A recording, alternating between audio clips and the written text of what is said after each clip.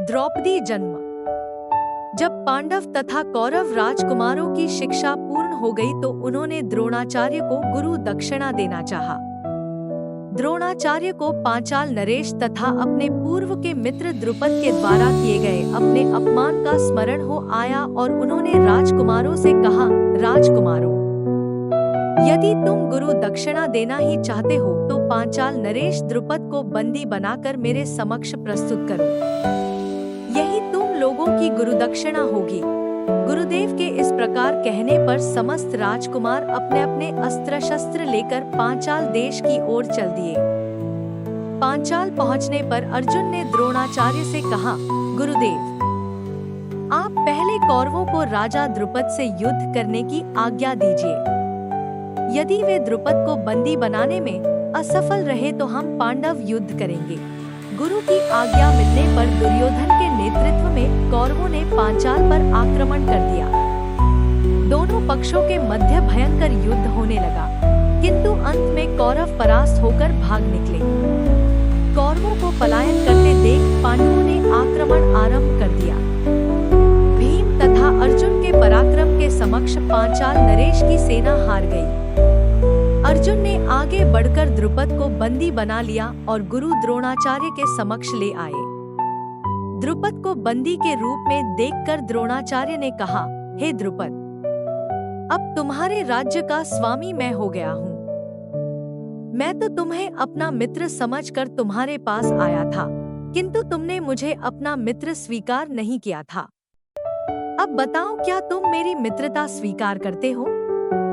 द्रुपद ने लज्जा से सिर झुका लिया और अपनी भूल के लिए क्षमा याचना करते हुए बोले, हे द्रोण, आपको अपना मित्र न मानना मेरी भूल थी और उसके लिए अब मेरे हृदय में पश्चाताप है।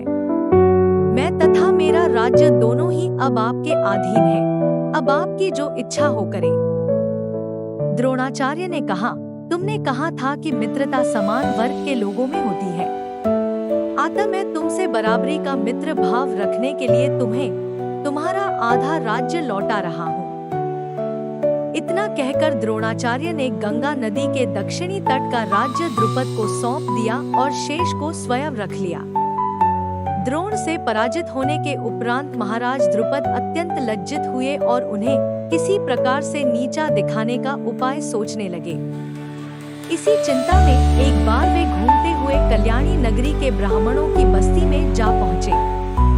वहाँ उनकी भेंट याज तथा उपयाज नामक महान कर्मकांडी ब्राह्मण भाइयों से हुई। राजा द्रुपद ने उनकी सेवा करके उन्हें प्रसन्न कर लिया एवं उनसे द्रोणाचार्य के वध का उपाय पूछा। उनके पूछने पर बड़े भाई याज ने कहा, इसके लिए आप एक विशाल यज्ञ का आयोजन करके अग्नि देव को प्रसन्न कीजिए, जिससे कि वे आपको महान बलशाली पुत्र का वरदान दे देंगे। द्रुपद ने याज और उपयाज से उनके कहे अनुसार यज्ञ करवाया। उनके यज्ञ से प्रसन्न होकर अग्नि देव ने उन्हें एक ऐसा पुत्र दिया जो संपूर्ण आयुध एवं कवच कुंडल से युक्त था।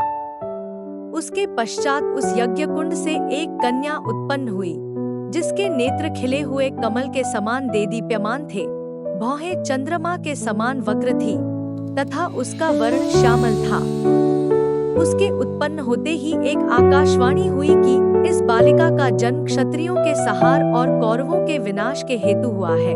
बालक का नाम धृष्टद्युम्न एवं बालिका का नाम कृष्णा द्रौपदी रखा गया।